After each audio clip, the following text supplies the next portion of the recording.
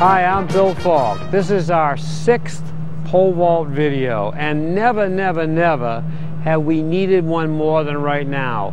This video will attempt to encompass everything: safety precaution, pit requirements, instruction that will help safety an awful lot. We think proper instruction makes for more safety and better performance. So we're going to try and do it all. We're going to try and include everything you need to enlarge your knowledge of pole vaulting. As he has done in many videos with me before, Mark Strawderman has collaborated on this one with me, and I'd like to introduce him right now. Mark is a former 3-time All-American for me when I coached him at the University of Rhode Island, and today he's one of the best teachers of pole vaulting in the world.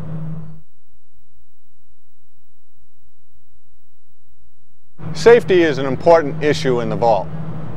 Today we'd like to talk about a few issues that can help your coach and athlete improve safety. Both the NCAA and the National High School Federation have changed their pole vault pit requirements for the 2002-2003 academic year. The high school rules are as follows.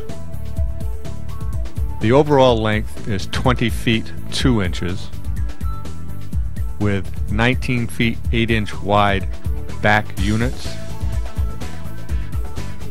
16 feet 5 inch wide front unit with a minimum height of 26 inches. The front units must extend a minimum of 3 feet 9 inches forward from the base unit.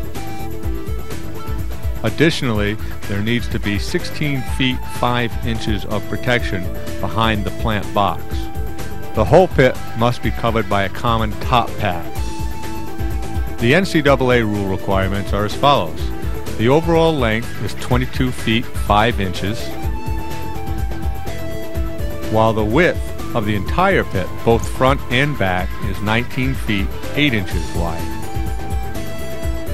The overall height is a minimum of 32 inches high, while the front units must extend a minimum of 6 feet forward from the base units. Additionally, we need 16 feet 5 inch of protection behind the plant box.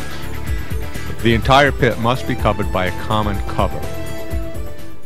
Another area we need to discuss is the vault box itself.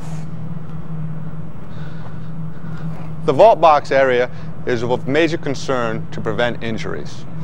The minimum depth behind the plant box for the pole vault pit requirements is 16 feet 5 inches. That's for the landing pad in back behind the vertical plane of the plant box. The maximum opening around the plant box area is 3 feet wide. Any surface that's exposed around the vault box must be covered by 2 inches of foam. As you can see, this vault box has some open area that needs to be covered. Aaron, let's take a look at the collar that we have.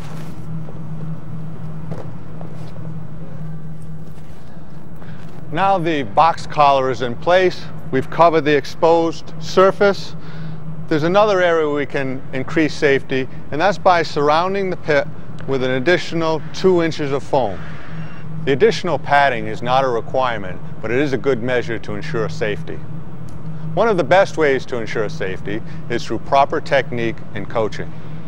We feel that's a very important part of the overall safety issue, and we will spend a great deal of time on technique later on in this video. The fiberglass pole is a great instrument. One of the reasons people love it is because it allows you to hold the pole higher so you can jump much higher heights. Herein also lies a danger. The higher the vaulter holds, the greater the chance that they will not make the pole get to vertical, so they won't land in the pit. The high school rule requires that the standards be placed no closer than 30 centimeters behind the vertical plane of the box. 0 would be equal to the top of the back of the box. So we go back to 30, as close as the standards can be placed, back to 30 inches. So from 12 inches to 30 inches. College, on the other hand, minimums will be 45 centimeters back to 80 centimeters.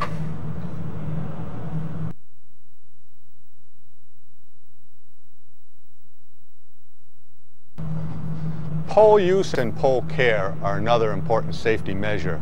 The National High School Federation rules require that you use a pole that is either equal or greater than your body weight, and it must be marked by a sticker on the top of your pole. It also says that the manufacturer puts a 1-inch wide band to maximize the grip height on the pole. Because the pole is made of fiberglass, you must take proper care of this to ensure that it does not get fractured so it breaks on the vaulter. Weather will not affect the pole, but dropping the pole or hitting against the standards can crack it or bruise it or fracture it, making it unsafe to use. One of the best ways to make sure that your pole is safe is always to store it in the tube when you're finished. How do you know if your old pole is still safe to use? Well, here we have an old pole that has a lot of tape on it, and we simply inspect the pole, check for any obvious fractures in the pole. Aha! You can see the glass itself is fragmented, and this would make this pole unsuitable for use. Here's another area. It's a bruise-ish. It's not a fracture where you can get your fingernail into it, but it's still a fracture of the pole, making it unsafe. Any of these types of marks anywhere on the pole would make this pole unsuitable for use. So don't use it, cut it up, discard it so no one will accidentally use it and get hurt. An important area of the pole that we must protect is the bottom, where it hits the back of the box. The pole, unprotected, will rub against the back of the box and fracture the fiberglass. A simple pole protector sleeve can prevent this, and it just snaps on in place and will protect the bottom of your pole.